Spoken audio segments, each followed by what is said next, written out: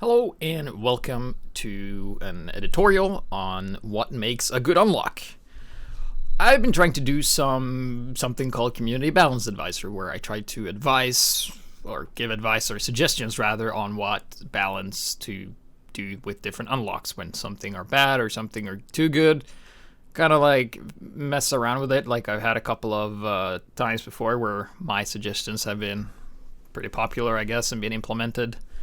One was, the passive reload for the crossbow, and the bushwhack crit thing, as well as the sniper jump thing. So I like to think I have at least some credibility.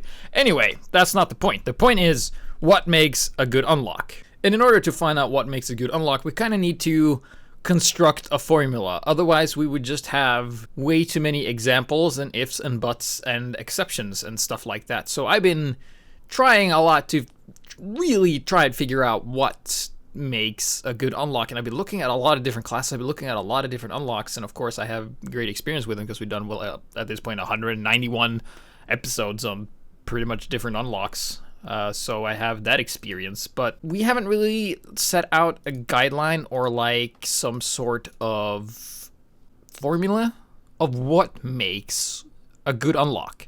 So if I were to make a formula, I'd have to prove it, and I also have to disprove it. And the thing is, this would take too long in video form, so I'm going to try and keep it a bit short with lesser examples. Of course, this can be applied to many things in different classes. However, it's all about how you define the class, what makes a good unlock and whatnot. So the example I've chosen is Soldier. Soldier is a class. Soldier is good at things, and Soldier is bad at things. Let's see, what is the Soldier good at?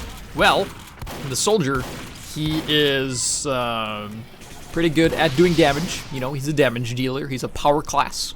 He's relying on a medic. He's supposed to take some damage, so I guess you could say he's good at having a lot of health too.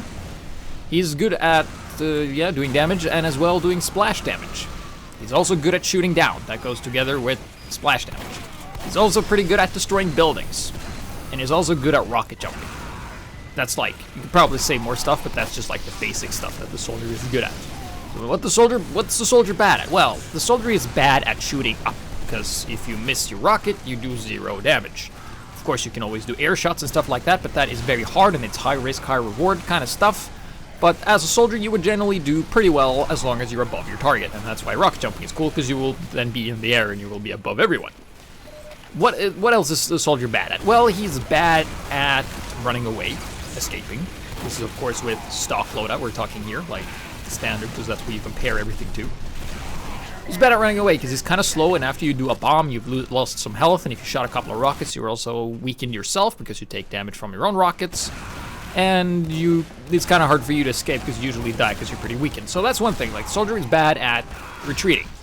Soldier is also pretty bad at chasing spies, because spies, they cloak, and when they cloak, you can kind of shoot them and see their silhouette, but you're required to do that with your rocket launcher, and sometimes that's not very easy. Spies can often get away, especially with the Deadwinger. It can be very difficult to track spies as a Soldier because you're pretty slow, and you need to rocket jump to catch up with them, or catch them even.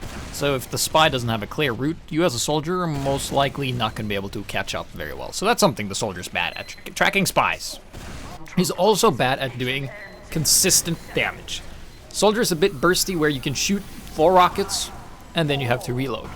If you shoot, reload, shoot, reload, shoot, reload, you're not doing as much damage as if you reloaded all 4 and then fired all 4. So he's a bit bursty, and that's like, I guess you could say that's like a bad thing. He's not good at doing consistent damage. So we kind of like have an outline on the Soldier. He also has a pretty big head, and with the fact that he runs pretty slow, he can easily get sniped. Like, he's bad against snipers when he's far away, of course, but extra weak compared to other classes, like compared to the Scout, which has a small head and runs super fast. The Soldier is slow and has a bigger head. Same goes for the Heavy. The Heavy is also bad against snipers because he's fat, slow, and has a big head.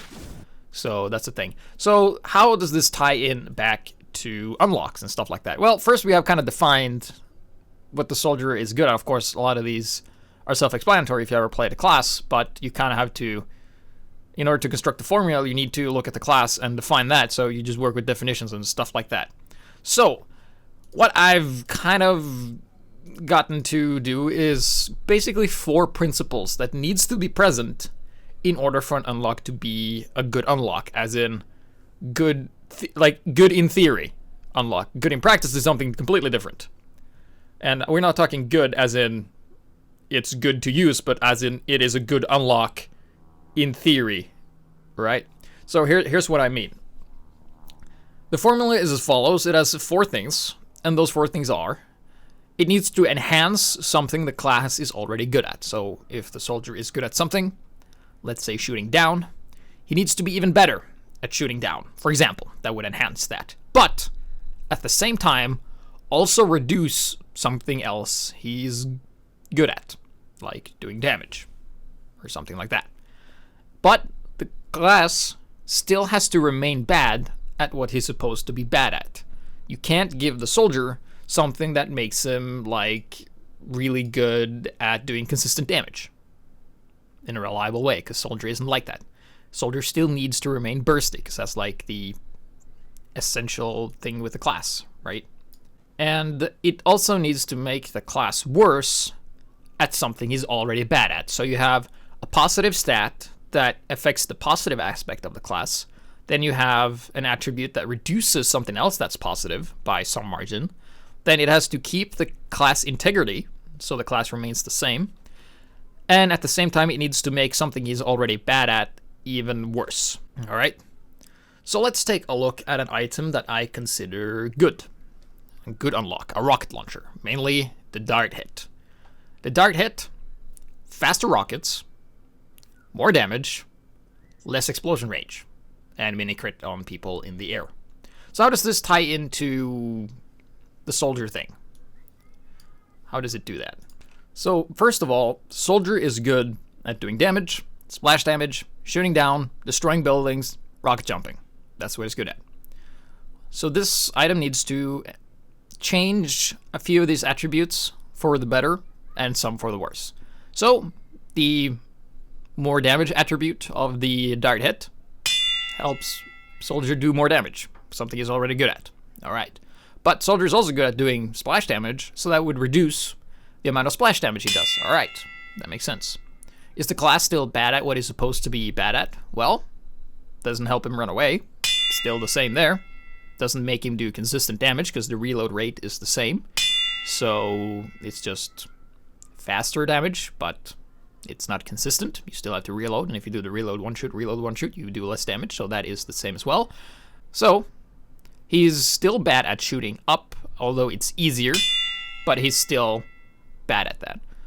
So he's still bad at the stuff, and he's supposed to be worse at something that he was already bad at with this weapon, and that is tracking spies. With the lower explosion radius, it's going to be a lot harder, and you have to land a lot more dart hits on the spy in order to locate them and kill them. So tracking spies has also become a lot harder with this weapon. Soldier's even worse at that now.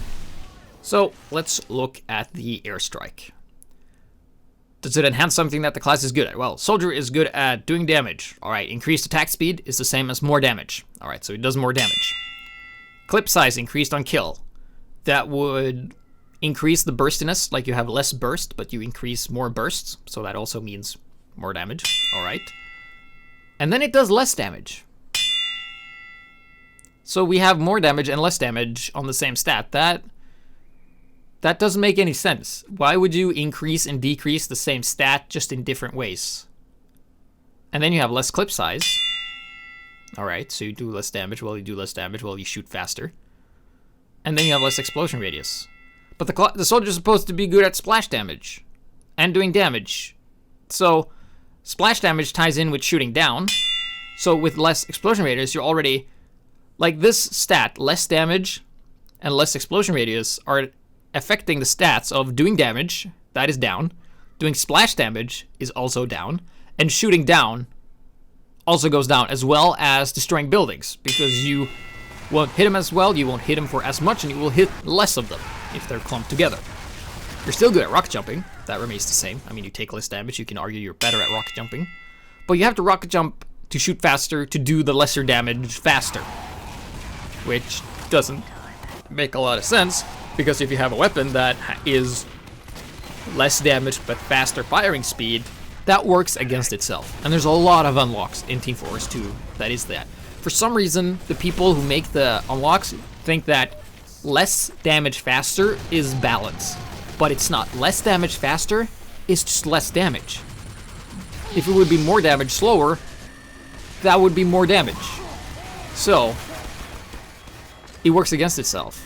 And this kind of has me worried when we see newer unlocks and changes like to the Eureka effect, which is just absolutely shite at the moment. It isn't good for anything.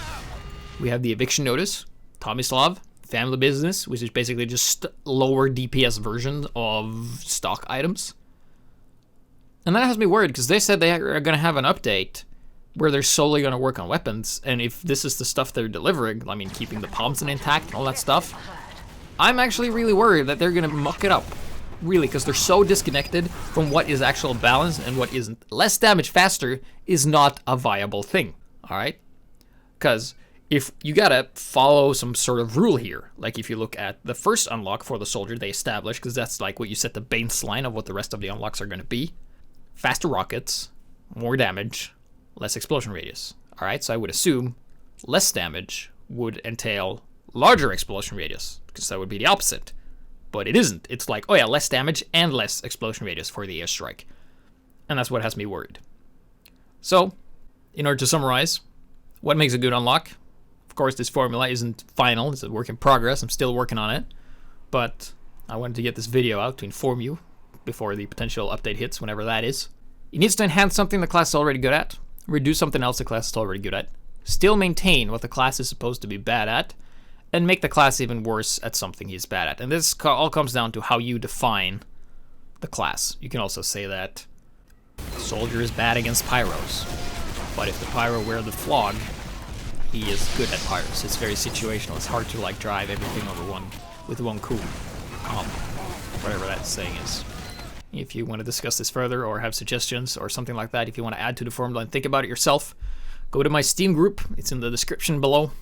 It's called the HiGPS Steam group. You can find it on the Steam community. That's where, if you want me to value your feedback, that's where you want to go, because I generally don't take too much time reading YouTube comments, unfortunately, because there's a lot of crap in there, unfortunately. But in the Steam group, there isn't, because it takes a bit more effort to go there and navigate and stuff like that. So yeah, those are my 2 cents.